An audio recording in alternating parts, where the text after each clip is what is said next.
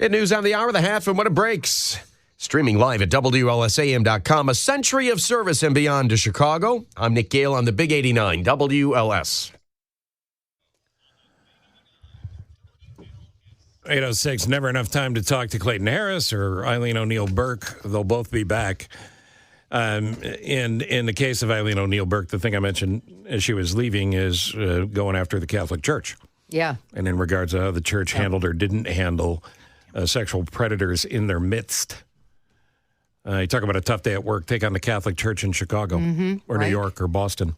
No, she's great. She's got great ideas, and she's for the victim, which is what anyone wants to hear. There's just no talk of victim advocacy, and there needs to be talk of victim advocacy. I think a 773 texter, this kind of sums it up. The question is it bad enough to get somebody like her elected? Now, think about that question. That's a good question. Is it bad enough to get somebody like her elected? In other words, are people going to be passive and go, oh, what are you going to do? Well, that's the question. She's got to get her message out that she's the one that's going to make the change. But we have to say, is it bad enough? I think to yes. go vote and make the change. Yeah, we think yes. You have to make the change. I think if you ask any resident of the city of Chicago right now or in Cook County, they will say yes. You know, we are to a point of where we have to focus on, we have to reform the system. We have to focus on victim advocacy, as you've been saying all morning, and as the judge said as well. But going after criminals as a whole. Again, I don't care if you're black, brown, green, man, purple, woman, whatever. Right. I grew up with nothing but bad white people. They were bad white people. It didn't matter what color they were. Bad people doing bad things. They were bad people. Right. And bad people need to suffer the justice system's wrath if, in fact, they commit a crime. How about those numbers, though, when we asked her about electronic monitoring? Those stats, anybody... I understand everybody gets their day in court. But you're accused of 100%. Murder? You're not out on a monitor. If you're charged with murder and murder charges have been approved by said state's attorney...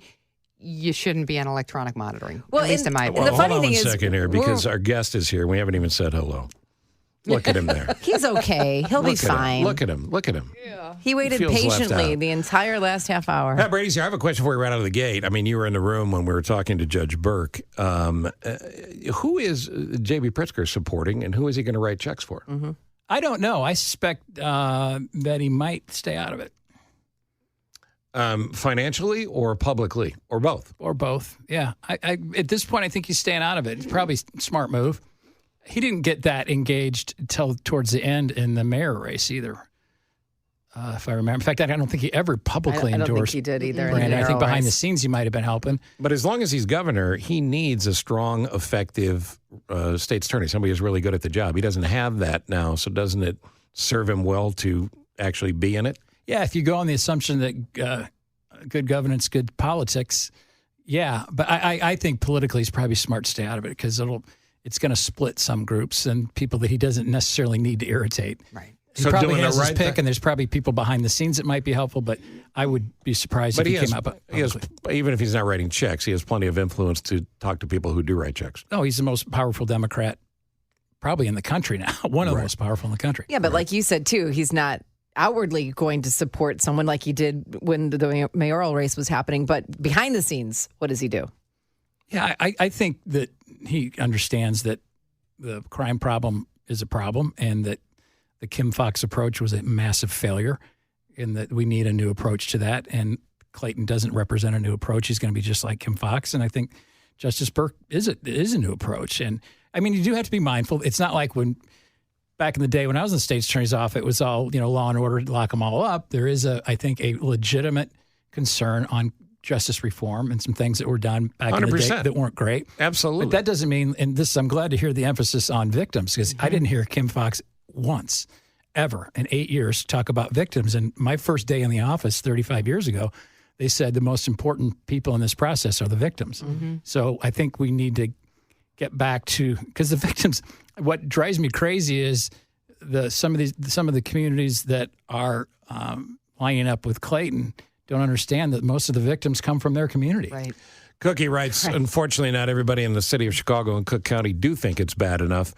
And I don't know how they think it's that way, but there are plenty who just look at the Nextdoor app, and it doesn't matter how bad the crime is. There's somebody justifying the offender and not speaking on behalf of the victim. I really wish the judge well. She has my vote. I hope others follow suit. To your point, Andrea, I think you could stop 9 out of 10 people who live in Cook County, and they'd say, yeah, it's got to get fixed. The question is how many of them are going to show up to vote, because that was Paul Vallis's platform, and we had 30% voter turnout. That's right. When I went to vote time before last, so it was when Kim Foxx was running for the first time, I went to vote in person. I've since done it by mail, and it's been fine. But I went to vote in person, and there were 2 young girls behind me in line talking with each other. I assume they were voting for the first time, because the one, they're probably 17 and a half or maybe 18. And the one said to the other, who are you voting for? And she said, well, I don't know. Who's Kim Foxx? And the other said, I don't know, but it's a woman. And there were 2 young women, which, I thought, oh, no. I wanted to turn around and be like, do the research. But, It's a hard people, office. most people I remember in general even coming vote. out of law school, I wasn't quite sure the difference between the attorney general, the state's attorney, and the U.S. attorney. Yeah. So I think there is an education function to it. But yeah, I think people are irritated. I think so, too. Irritated enough to get out and vote. I think so, too. And when we were telling her stories, when she was on the way out, I had a friend of mine who was almost carjacked last year. Saw it coming, saw 2 people on either side of her car. She's at a red light. Her first thought was, oh, should I blow the light?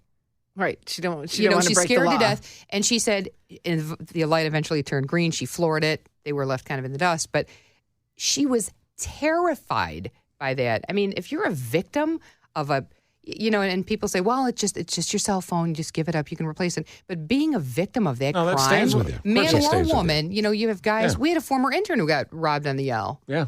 Well, and if it's just a cell phone, it's still the mental terror that you have just having endured. gone through that. Oh, my God. Well, I our got friend 2 Laura words for you Caldwell. guys. Jesse Smollett. Yeah, Oh, that's my God. Almost could have started there a you race go. riot, and she Yep. mishandled that so poorly. Awful. Well, I remember when Mayor Awful. Emanuel was in the morning after all of that broke down, and I've never seen him that angry. And he spent 90% of his time angry. And he was just sideways about the fact that this guy had clearly made up a story. It was going to cost the city millions of dollars, and a BS prosecution or a BS effort in court on the part of him. He should have been prosecuted, and he's still fighting it. Oh, completely. Remember that morning? I was in that morning. It was 50, was a polar vote? 50 The vortex. below. It was the polar vortex, And yeah. I got in early, 5:30 or so, and they had called here and said, don't report this because we don't believe it's true. Well, what's funny is you look at this. Immediately. As I look out the windows here in the near north side of the city, right? And as I look out the windows here, you'd be hard-pressed to find a Republican outside of Pat Brady. Right. There's I a know, lot if you weren't a MAGA hat, you're the idea you're going to have a Streeterville. MAGA hat in Streeterville with never. outside a Subway at 3 a.m. when it's 100 below. And these 2 idiots were seen at Crafty Beaver buying rope and tape. Yeah, no holes in your story. Right? Do you think the canceled check gave it away? Unbelievable. Did you see the Charles Barkley riff on that? No. Oh, my God. Yeah, Don't it's write funny. a check, brother. Sign your name with your address and your social on The there. late, great Jerry Springer could have told you that. Yeah, checks are a bad idea. Pat Brady, when we come back, I want you to talk about new polling in New Hampshire shows Nikki Haley knocking on a Trump door. And in addition to that, tightening a bit in Iowa as well. But you told me something that you heard from an Iowa insider, which I think is important about Trump's margin of victory in Iowa that we need to discuss. You should also know today, condolences should go out to Melania Trump's family. Her mother passed. Yeah. She was 77. Her husband's 77. Do you know that? Donald Trump and Melania's Her mom, mother same was age. 77? Yeah, That's 77 years old. Yeah. She'd been very sick recently, and Her she passed. mother is a year younger than her husband. I think he's 77, maybe I 78. thought he was 78. But at any rate, condolences to Melania Trump and her family and the president's family. I feel better than I've felt in a week. I think it's because Pat Brady's here. Thank you, Steve. And the good news is it's only 88 days till the Masters. Nah, it's really good Oh, news. there you go. Look at that. Yeah. There you go. That's what I'm counting. Awesome. Here's a pro tip for you. The reason I was able to knock down a cold in 5 days is I hit myself with 12 million milligrams of zinc every day. Mm-hmm. I just poured boxes of zinc lozenges into my mouth and Thank you, Dr. Steve. and did a bunch of other homeopathic things. You're emitting like a silver hue. I am. I of all can't the go through a zinc. metal detector. That could be the plate in my head. Pat Brady's here. Nikki Haley and Ron DeSantis tonight on CNN in the next debate. And no buzz for this thing.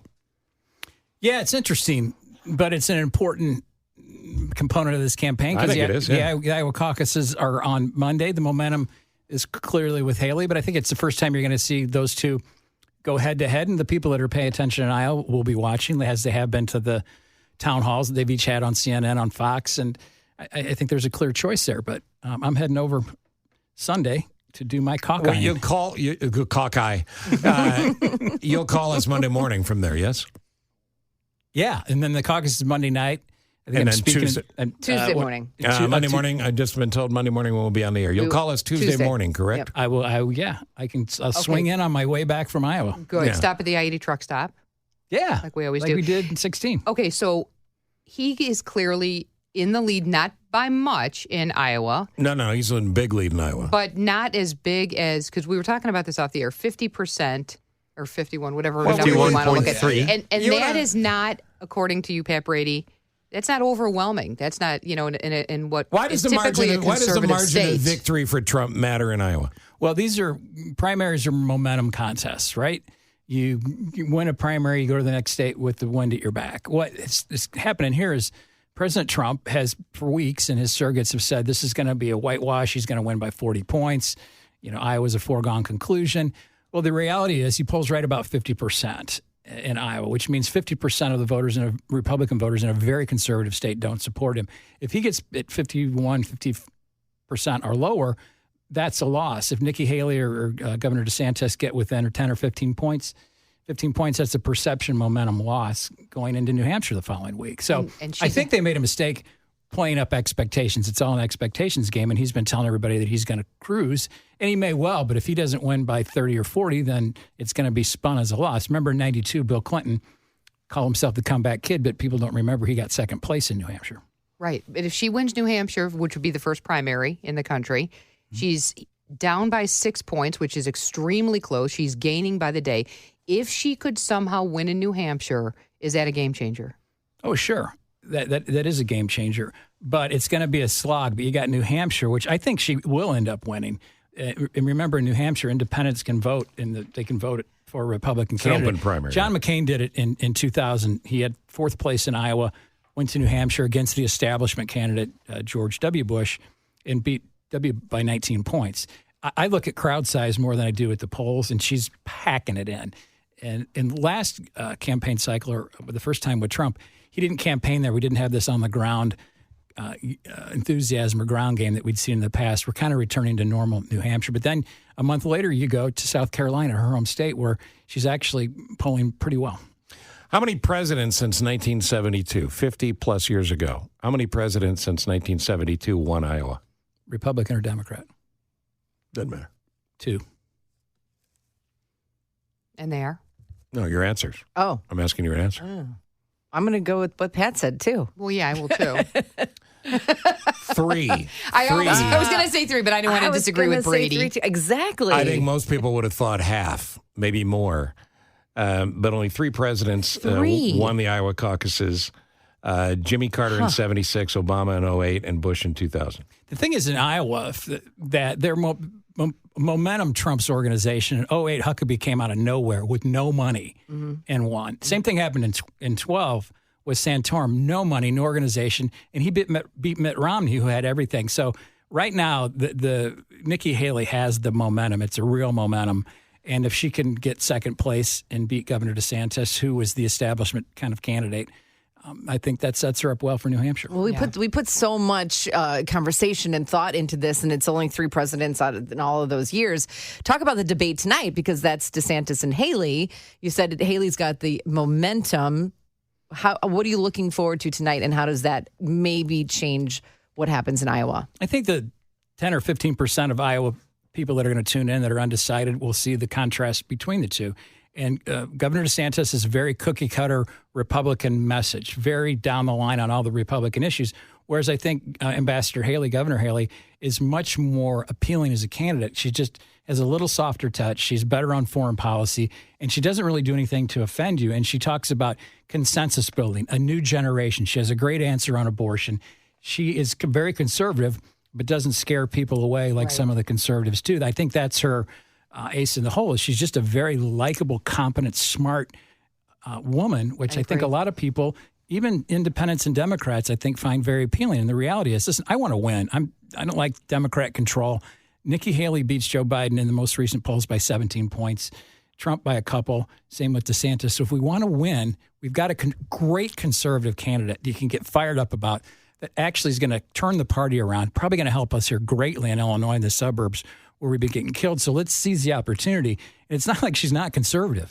She's as conservative as any candidate we've had in my lifetime. So if you go with the notion that seems obvious, Trump is too controversial and it's all about Trump. DeSantis is a gigantic disappointment from who people thought he would be when they first were starting this campaign. And Haley is a legitimate conservative. Why aren't more people on board already? Well, I think people are just learning about it. I mean, I live this stuff because it's what I do for a living, but people don't pay attention. And I think they are starting to pay attention now. And I think that's why you're seeing her momentum. I've been following her for a long time, Nikki Haley. And she asked me to tell you to stop. She's just a, No. Yeah, she's just like, order. I had the opportunity to spend 40 minutes with her in June at an event. I sat next to her at lunch. It's just so smart, so nice. So let's bring everybody together. And the country badly needs a better message. Let's face it, Biden or Trump, nobody wants either of these guys. And the Republicans have a great opportunity to run her against Biden and kind of seize back the conservative momentum that we had, not so many years ago. And listen, if you voted for Trump, great. She agrees with some of his policies. But I just want a new page, a new direction for the country and for the Republican Party. I think most people feel that way. What happens to Chris Christie? I don't know. That's a good question. He says he's not going to get out. He polls about 9 or 10% in New Hampshire, which there's a correlation. That's all Nikki Haley vote if he drops out. I'm hoping he'll do the right thing. But listen, I give him credit. He's taken a very principled position. A lot of people in the Republican Party, Trump supporters in particular, don't care for him. But listen, speaking truth to me is never a bad thing, and I got a lot of respect for him. But I don't know what he's going to do. Highly, I really, really like Chris Christie after the last debate. I thought that's where he really popped. He really shone. If Ramaswamy and Christie drop out, who do you think their support will go to? Well, Ramaswamy, let's see, that's Charles Manson. Who else is voting for Ramaswamy? And you know what? Good point. I should ask, when will they? Because obviously they just don't have a chance. I mean, it just is. Yeah, I think Ramaswamy stays in to keep auditioning to be Trump's VP. Boy, what an irritating little fellow he is, isn't he? Oh, my God. Every time he opens his mouth, I'm he's like the guy in law school, like 52 minutes after he's the an hour. absolute bully, Yeah, and he bullies asking questions. I know the answer. This will tell He's a bully. you how nice the people of Iowa are. Vivek Ramaswamy was in a ditch yesterday. He drove his truck in a ditch, and Iowans stopped to pull him out. I would have waved and kept going. And then meanwhile, he still did a Zoom call at a conference or something while they were pulling him out. All right, we got to go. Pat, thank you as always. You'll let us know on Tuesday everything you see in Iowa. I will. Everything you see. Everything very you see. excited. It's a very exciting time. Happy New Year. Happy New Year. Ladies, good to see you. Good to see you. Bring us a you souvenir. too, Steve. And thank you for the English lesson. More than one caucus is a what? I don't know. I just It's a made that Hawkeye. up. It's a caucus. It's a Hawkeye.